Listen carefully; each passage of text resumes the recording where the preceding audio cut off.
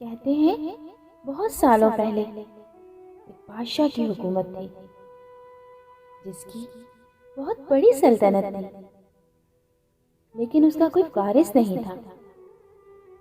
اس کی 7 بیٹیاں تھیں۔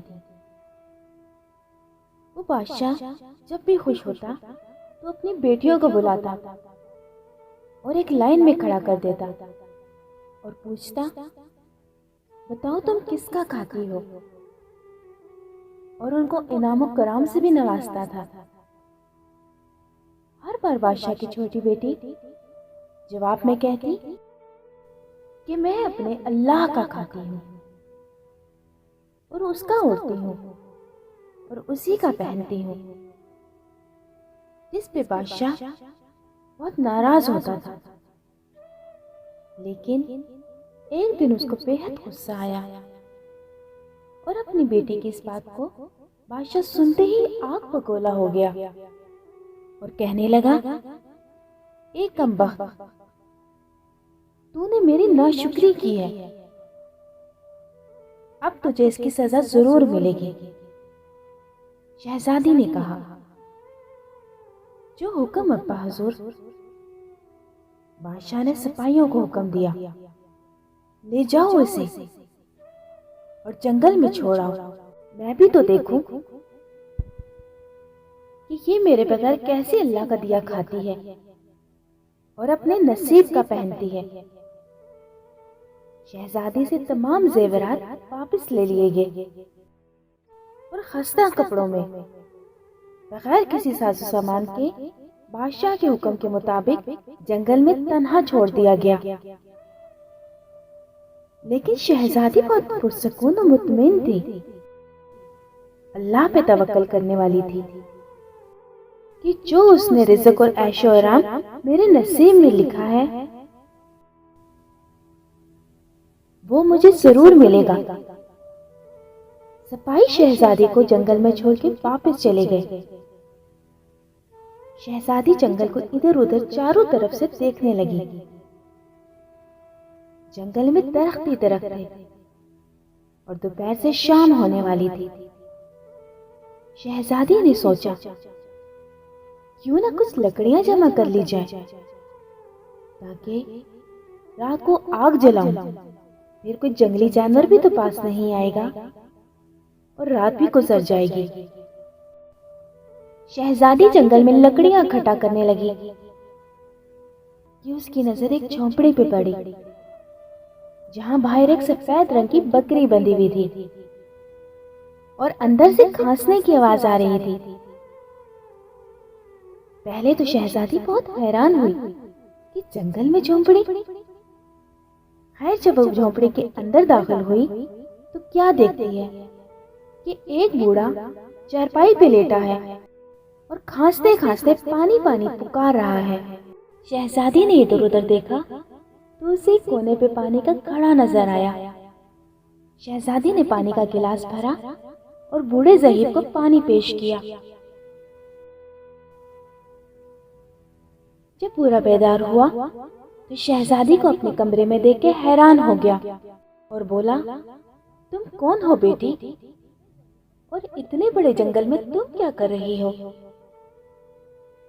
تب شہزادی نے انہیں ساری بات بتائی کہ وہ یہاں تک کیسے پہنچی۔ بوڑھے آدمی کو شہزادی پہ بہت ترس آیا۔ اس نے کہا، تم اس جھونپڑی میں رہ سکتی ہو، میں شہر میں کام کرتا ہوں، صبح شہر چلا جاؤں گا اور 8 دن کے بعد واپس آؤں گا۔ تم یہاں رہو، جھونپڑی میں کھانے کا سامان بھی ہے اور ندی بھی پاس ہے، تم وہاں سے گھڑا بھر لیا کرنا۔ صبح کو بوڑھا آدمی شہر کو روانہ ہو گیا۔ شہزادی یہاں اکیلی جھونپڑی میں رہ گئی۔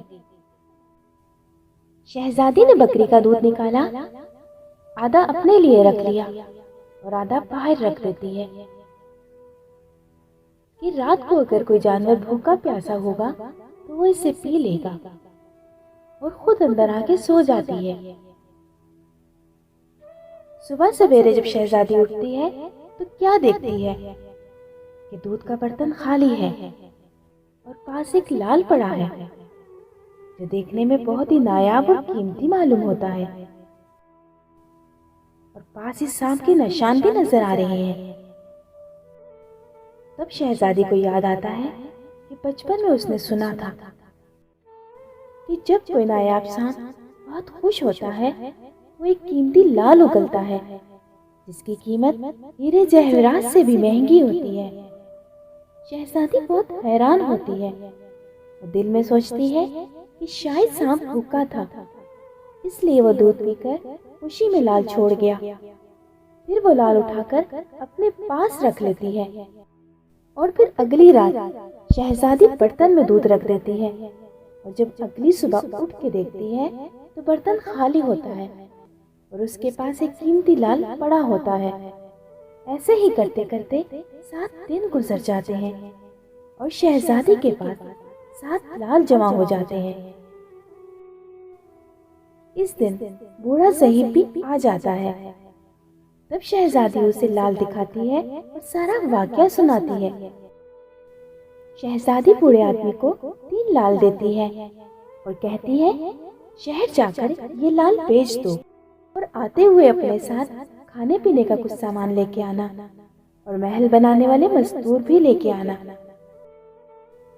اور باقی 4 لال شہزادی اپنے گلے میں مالا کے طور پر پہن لیتی ہے۔ ایسے ہی کرتے کرتے کچھ مہینے گزر جاتے ہیں۔ شہزادی کھانا بناتی ہے، گھر کی صفائی کرتی ہے، بکری کا دودھ نکالتی ہے۔ جنگل میں ایک عالیشان محل تعمیر ہو جاتا ہے جس میں بوڑھا ذہیب اور شہزادی رہتے ہیں۔ ایسا خوبصورت محل جس میں ہر آرائش کے نوکر چا کر دنیا کی تمام نعمتیں موجود تھیں۔ شہزادی جنگل میں ایک فیکٹری لگا دیتی ہے جس میں غریب کام کرتے ہیں اور ان کا دانا پانی بھی چلتا رہتا ہے۔ دیکھتے ہی دیکھتے جنگل شہر نما بن جاتا ہے اور دور دور تک دھوم مچ جاتی ہے۔ یہ شہزادی بہت رحم دل ہے۔ یہ خبر ایسے ہی بادشاہ تک جا پہنچتی ہے تو بادشاہ کے دل میں اشتیاق پیدا ہوتا ہے کہ دیکھو تو صحیح یہ کون ہے جس کی اتنی تعریف ہوتی ہے۔ بادشاہ شہزادی سے ملنے کے لیے سپاہیوں کے ہاتھ پیغام بھیجتا ہے۔ شہزادی کے سپاہی جب شہزادی کو بتاتے ہیں تو شہزادی حکم دیتی ہے کہ بادشاہ سلامت ہم سے ایک ہی شرط پہ مل سکتے ہیں کہ وہ اپنی تمام بیٹیوں کے ساتھ آئے۔ سپاہی جا کر بادشاہ کو شہزادی کا یہ پیغام دیتے ہیں تو بادشاہ اپنی تمام بیٹیوں کے ساتھ شہزادی کے محل میں آتا ہے۔ شہزادی ان سے ملتی ہے چہرے پہ نقاب کر کے، اور ان کے لیے 7 رنگ کے کھانے پیش کیے جاتے ہیں، اور ہر کھانے کے ساتھ اسی رنگ کا جوڑا اور زیورات پہن کے آتی ہے۔ محل کی شان و شوکت، خوبصورتی اور شہزادی کا انداز بادشاہ اور تمام شہزادیوں کو بہت حیران و متاثر کرتا ہے۔ آخر میں بادشاہ شہزادی سے کہتا ہے کہ تم میری بیٹی کی جگہ ہو اور میں تمہارے کہنے پر اپنی تمام بیٹیوں کے ہمراہ آیا ہوں، پھر ہم سے یہ پردہ کس لیے؟